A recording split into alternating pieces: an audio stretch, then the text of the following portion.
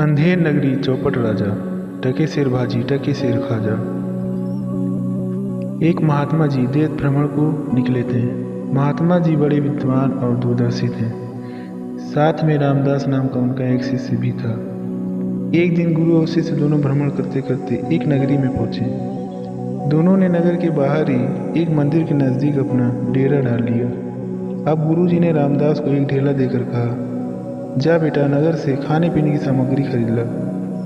पैसे कम देखकर रामदास ने कहा कि इतने कम पैसों में खाने पीने की भला क्या सामग्री आएगी। लेकिन उनके पास और पैसे थे ही नहीं, सो मजबूरी थी। तब गुरु जी ने कहा कि इसमें से जो आ जाए वही खरीद ला। शिष्य बाजार से लौटा तो उधर से 7 बोरा भर सामान खरीद कर लौटा। गुरु जी ने पूछा, इतने कम पैसों में इतना सामान कैसे आ गया?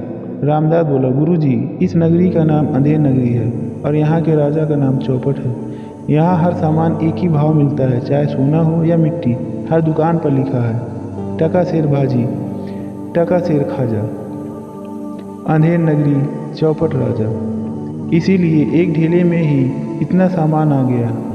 उस रात गुरुजी ने फिर कुछ नहीं कहा। सुबह होते ही बोले, बेटा, अब जितनी जल्दी हो सके यहाँ से प्रस्थान करो, यहाँ रहना ठीक नहीं। रामदास बोला, गुरुजी, मुझे तो यह नगर बड़ा अच्छा लगा। यहाँ खाने पीने की मौज है, हर चीज़ एक ही भाव मिलती है। हमें यहीं डेरा जमाना चाहिए। गुरुजी बोले, बेटा, यहाँ रहना ठीक नहीं। ये अंधेर नगरी है और यहाँ का राजा चौपट है। यहाँ हर चीज़ एक ही भाव बिकती है, मतलब यहाँ सच और झूठ भी एक बराबर माना जाता होगा। यहाँ कभी भी मुसीबत आ सकती है, इसलिए यहाँ से चलो। मगर शिष्य को गुरु की यह सलाह अच्छी नहीं लगी। वह बोला, गुरुजी, इससे अच्छी जगह कहाँ मिलेगी? यहाँ जो चाहो वह खाओ पियो, सब एक ही भाव में। मैं तो अब यहाँ से कहीं नहीं जाऊँगा। गुरुजी ने अपने शिष्य रामदास को बहुत देर समझाया, मगर वह अंधेर नगरी को छोड़कर जाने को किसी भी तरह राजी नहीं हुआ। हार कर गुरुजी ने उससे वही छोड़कर अपने देशाटन पर आगे बढ़ गए। गुरुजी के चले जाने के बाद शिष्य रामदास रोज दोपहर चिमटा बजाता हुआ भिक्षाटन के लिए बाजार में निकलता और भिक्षा में मिले हुए पैसों से खूब हलवा पूरी मिठाई और दूसरे पौष्टिक चीज़ें खाता। कुछ ही दिनों में वह खा खाकर खूब मोटा तगड़ा हो गया। फिर एक दिन वही हुआ जिसका अंदेशा गुरुजी जताकर गए थे।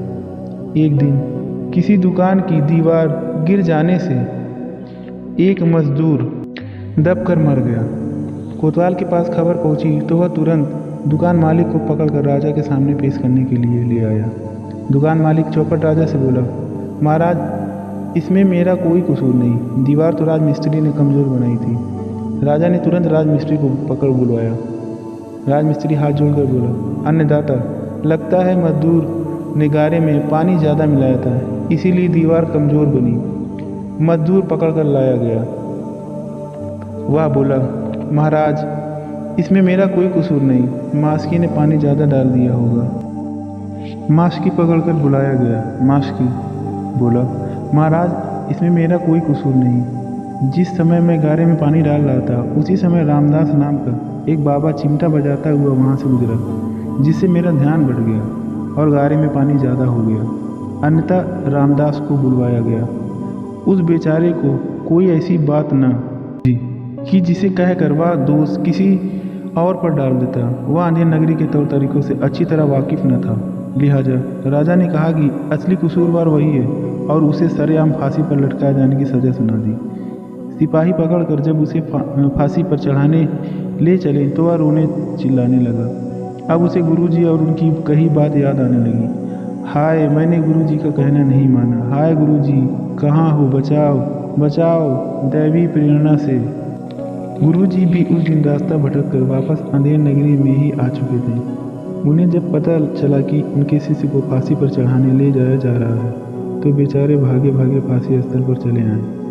फांसी स्थल पर राजा एक ऊंचे से मंच पर अपने मंत्री के साथ बैठा हुआ था। दूसरी ओर तमाम जनता फांसी का तमाशा देखने के लिए जुटी हुई थी। गुरुजी तुरंत दौड़कर वहां पहुंचे। महाराजा बैठा हुआ था। चिल्लाकर बोले, महाराज, इस आदमी को फांसी मत दीजिए। मैं चाहता हूँ कि उसकी मुझे फांसी दे दी जाए। राजा ने आश्चर्य से कहा, भला क्यों? आप इसकी जगह पर क्यों मरना चाहते हैं? गुरुजी गंभीर मुद्रा बनाकर बोले, ये गूढ़ रहस्य की बात है। महाराज, आप यह जानकर क्या करेंगे? आप तो बस जल्दी से जल्लाद को आदेश दीजिए कि रामदास को हटाए और मुझे फांसी चढ़ाए। अब तो राजा की उत्सुकता और बढ़ गई। बोला, वह गूढ़ रहस्य जल्दी से मुझे बताओ, वरना तब तक ना मैं रामदास को फांसी चढ़ने दूंगा ना तुम्हें। गुरुजी ने फिर राजा को टाल मटोल करने की कोशिश की, लेकिन राजा वह गूढ़ रहस्य जानने की जिद पर अड़ गया। आखिरकार गुरुजी राजा के पास जाकर धीरे से बोले।